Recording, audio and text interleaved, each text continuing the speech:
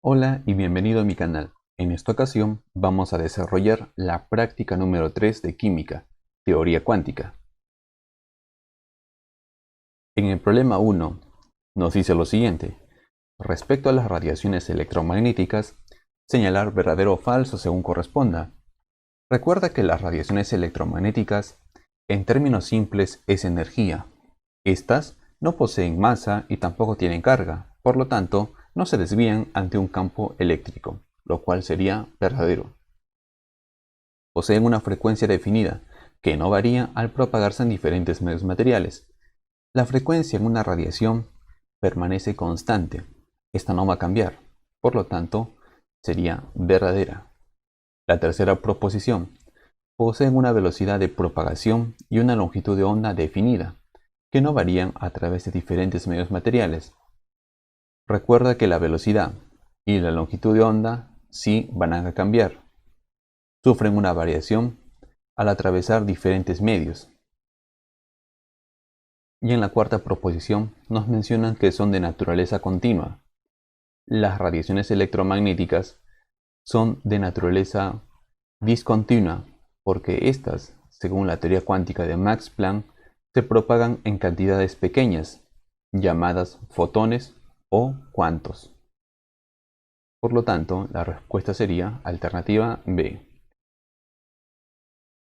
En el problema número 2, la luz violeta y la luz verde tienen longitudes de onda de 400 y 500 nanómetros respectivamente. Indique cuál de las siguientes proposiciones son correctas.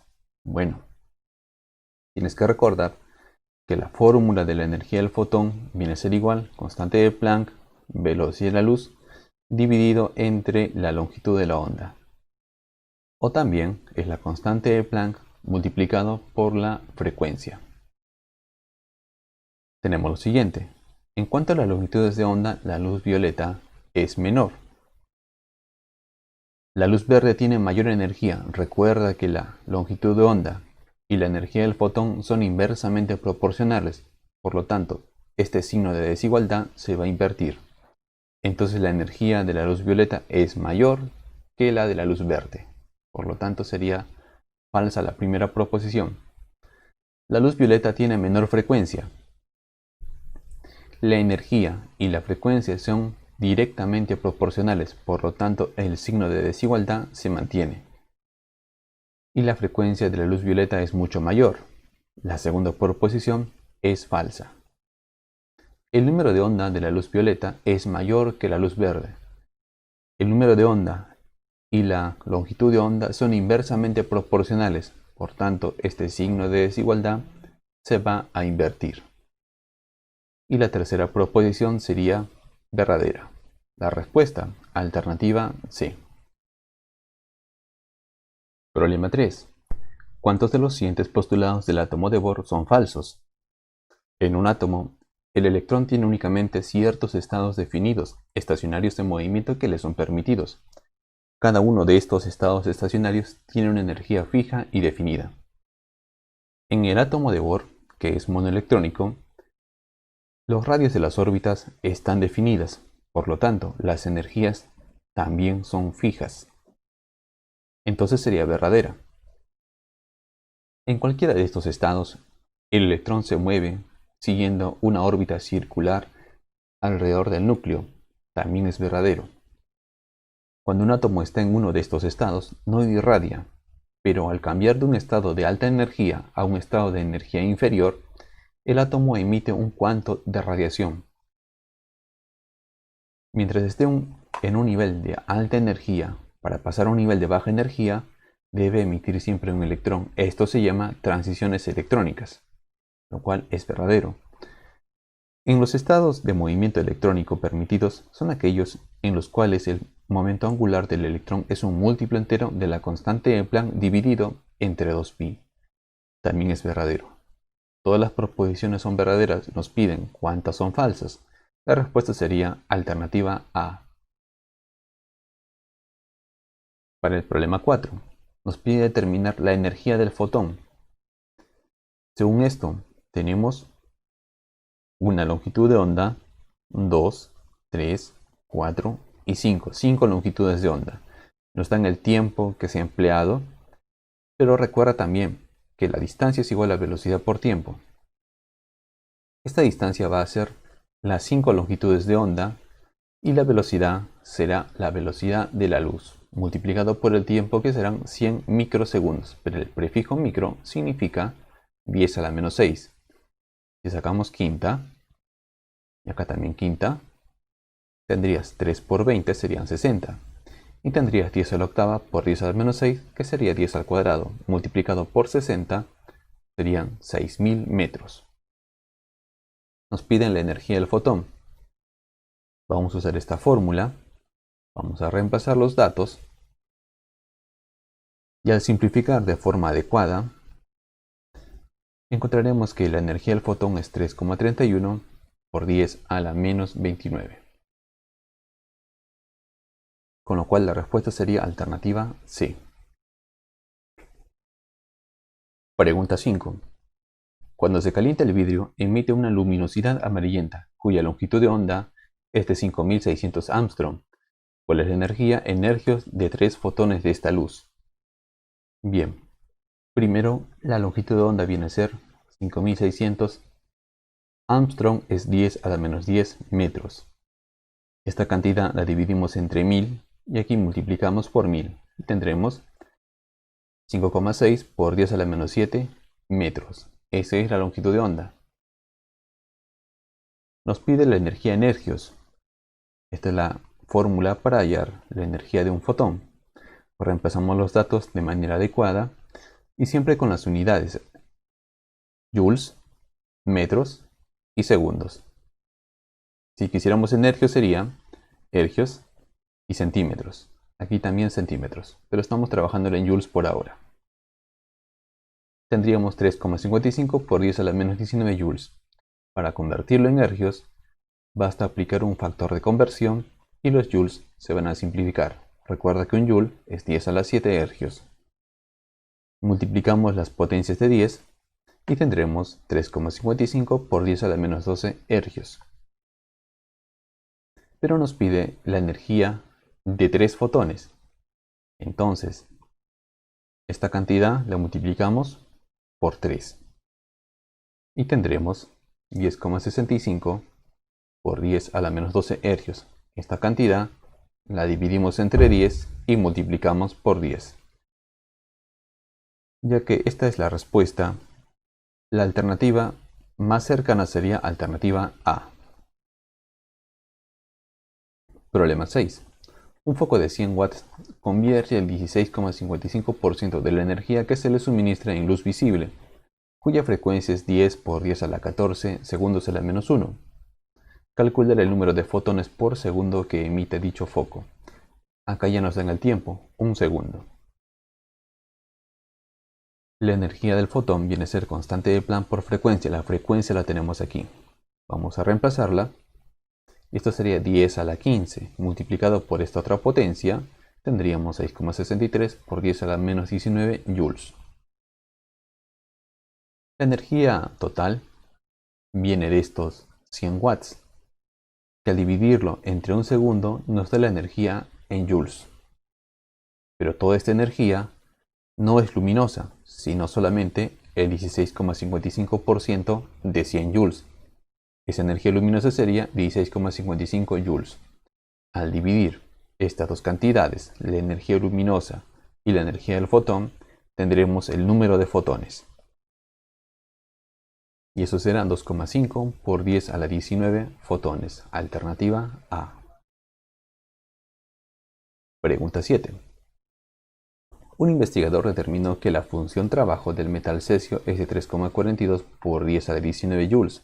Obtenga la energía cinética del electrón expulsado si se usa luz de frecuencia de 10 a la 15 segundos a la menos 1 para irradiar el metal. Bien. Primero, el fenómeno fotoeléctrico es cuando una radiación electromagnética, una onda, choca contra un metal. En este metal hay electrones. Se necesita una cantidad mínima de energía para poder arrancar los electrones de este metal pulido con una cierta energía cinética. Esta cantidad mínima de energía que se necesita se llama función trabajo. Ya que salen con una cierta velocidad, se entiende que tiene una energía cinética. Entonces la suma de estos dos vendrían a ser la energía de un fotón, que está representado con estas líneas.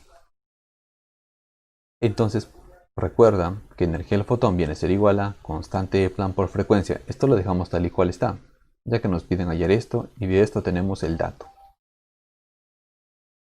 La frecuencia viene a ser 10 a la 15. Reemplazamos todos los valores. La función trabajo también la reemplazamos, nos dan como dato. Y esto es lo que vamos a calcular. Al multiplicar las potencias de 10, te das cuenta que resulta ser 10 a la menos 19 igual que este otro dato.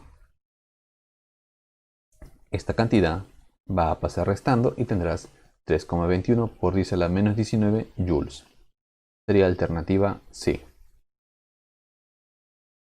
En la pregunta 8, la energía de un fotón es de 3,6 por 10 a la menos 12 ergios. ¿Cuál es la longitud de onda en Armstrong asociada al fotón y cuál es la región del espectro electromagnético al cual pertenece? Y nos dan un dato. Tenemos acá la energía, pero queremos hallar la longitud de onda, así que vamos a despejar este valor. Y tendremos esto de acá. Vamos a reemplazar constante de Planck, velocidad de la luz y la energía del fotón. Entonces, al multiplicar y dividir convenientemente, junto con las potencias de 10, nos dará que la longitud de onda viene a ser igual a 5,5 por 10 a la menos 5 centímetros. Y esto es porque estamos usando ergios y centímetros. Pero un metro son 100 centímetros y con esto se eliminan los centímetros. En Armstrong, un metro es 10 a la 10 Armstrong y se eliminan los metros. Tendrías entonces aquí 5500 Armstrong. Bien podría ser alternativa B o E. Según el espectro electromagnético, la parte de la luz visible es solamente de los 400 nanómetros hasta los 700 nanómetros, que es lo mismo que decir 4000 Armstrong y 7000 Armstrong. Tenemos acá 5500 Armstrong, que corresponde a 550 nanómetros. Vendría a ser la luz verde, por lo tanto es visible. Alternativa B. La pregunta 9. Indicar lo incorrecto respecto a los números cuánticos. El número cuántico principal da la idea de tamaño que tiene un orbital. Eso es verdadero. El número cuántico secundario da la idea de la forma geométrica de una rempe. También es verdadero. El número cuántico magnético determina la orientación del orbital. Palabra clave, orientación. Es verdadero. Los números cuánticos se obtienen todos al resolver la ecuación de Schrödinger. Esto no es del todo cierto, ya que solamente se determinan los números cuánticos principal, secundario y magnético, pero no el spin. Por lo tanto, eso es falso, porque dice que todos se obtienen de la ecuación de Schrödinger. El número cuántico spin indica el sentido de giro del electrón sobre su propio eje. Esto es verdadero. La respuesta sería alternativa D. Problema 10. El siguiente cuadro presenta los números cuánticos de los electrones en la configuración del flúor. Indicar la falsa. Ya nos dan como dato el número atómico. Como se trata de un átomo neutro, tiene 9 electrones. 1s2, 2s2 y 2p5. Aquí están los 9 electrones, pero en el subnivel 2p están los 5 últimos electrones que incluyen al último, penúltimo y antepenúltimo electrón. Hacemos la distribución por orbitales para el 2p y colocamos los electrones. 1, 2, 3, 4 y 5. Son los 5 electrones. Este vendría a ser el último. El número cuántico principal para todos los electrones que están aquí es 2 y el P viene a ser 1. Acuérdate que P vale 1, D vale 2, S vale 0. Para el último electrón, el valor de A es 2, L vale 1, ya que el último se ubica en este orbital con magnético 0, E vale 0, y el spin, como va hacia abajo, menos un medio. Para el penúltimo, se repiten los mismos números cuánticos, principal y secundario, pero el magnético será menos 1. Y el spin, como va hacia abajo, menos un medio. Para el antepenúltimo, el número cuántico principal y secundario es el mismo. Se ubica en el magnético más 1 y como va hacia arriba, más un medio. Te dice que D es igual a F.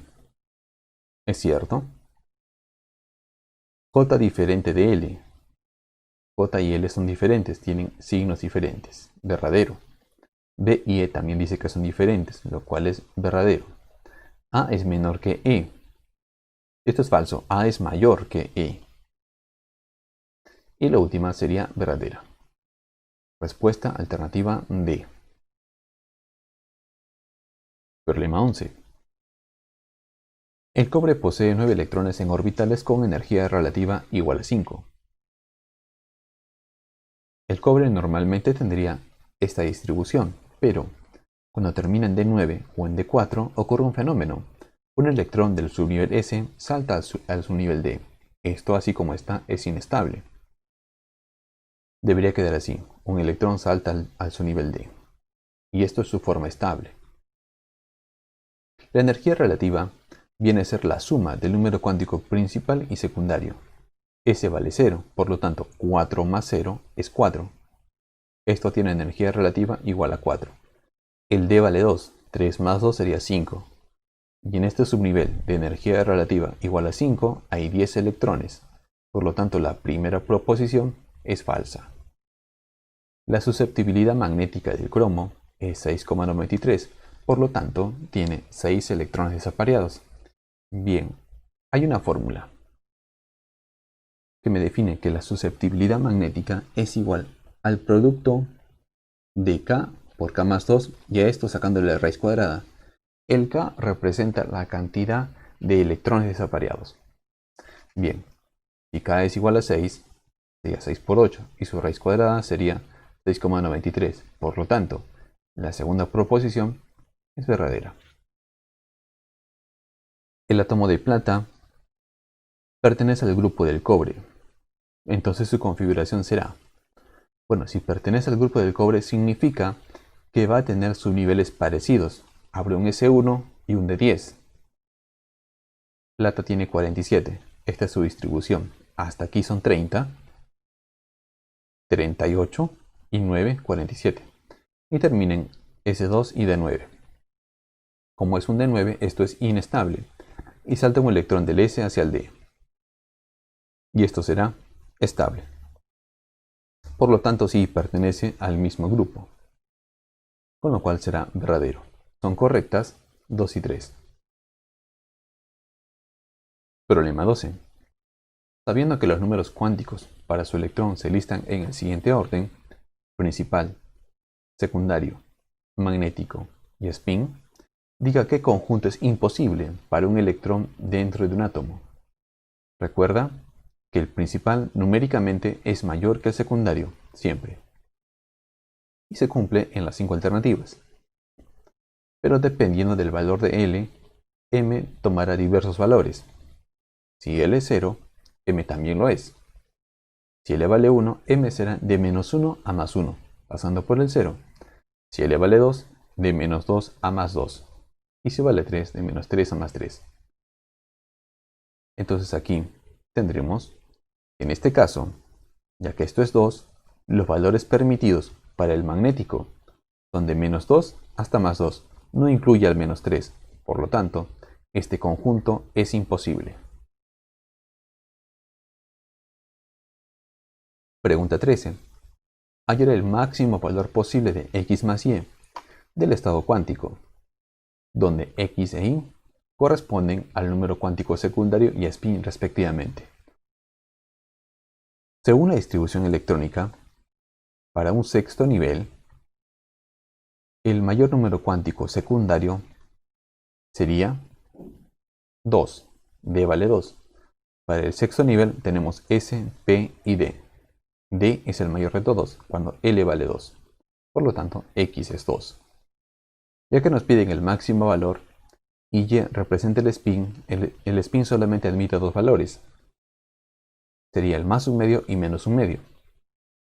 Adopta el mayor, más un medio, ya que nos piden el máximo valor posible. Y al sumar X más Y será 5 medios, cuya respuesta será alternativa A. Problema 14. Señale el posible juego de números cuánticos para un electrón ubicado en un subnivel de mayor energía del tercer nivel. Con esto ya descartamos alternativa C y la E. Recuerda que en el tercer nivel hay tres subniveles, S, P y D. Por lo tanto, el mayor de ellos en cuanto a energía sería el D. Así que hacemos la distribución hasta el 3D y consideramos la máxima cantidad de electrones. De todas maneras, el D vale 2. Está entre la alternativa D y la alternativa A. Pero recuerda que si L vale 2, el magnético está entre menos 2, menos 1, 0, más 1 y más 2. En la alternativa A tenemos un menos 3. No cumple con la condición esta. Por lo tanto, la respuesta será alternativa D. Problema 15. La suma de los números de masa de tres isótopos es 39 y el promedio aritmético de su número de neutrones es 7. Luego podemos afirmar que los isótopos tienen la siguiente configuración electrónica.